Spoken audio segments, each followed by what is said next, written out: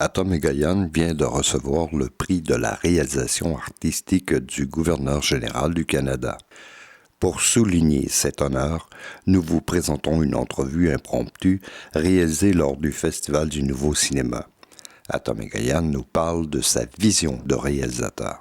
Est-ce que vos origines ont eu une influence sur la façon de créer vos films? Oh yes, I mean a huge influence. I think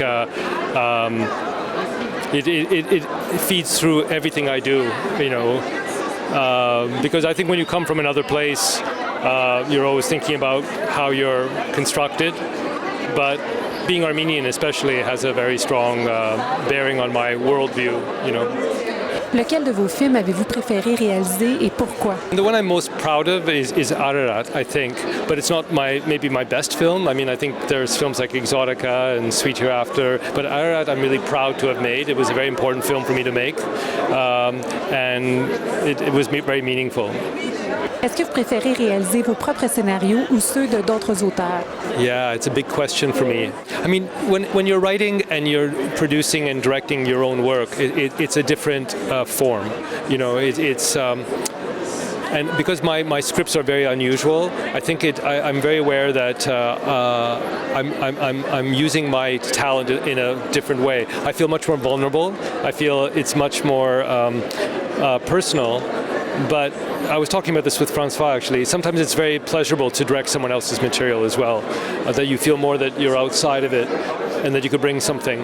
But I look at I made 10 films which I've done myself, which I've written, directed and produced, and they are the ones I think I'll be most known for because they are unusual. They're not like anyone else's films. When I do a film that's like a Chloe or a film like Devil's Knot,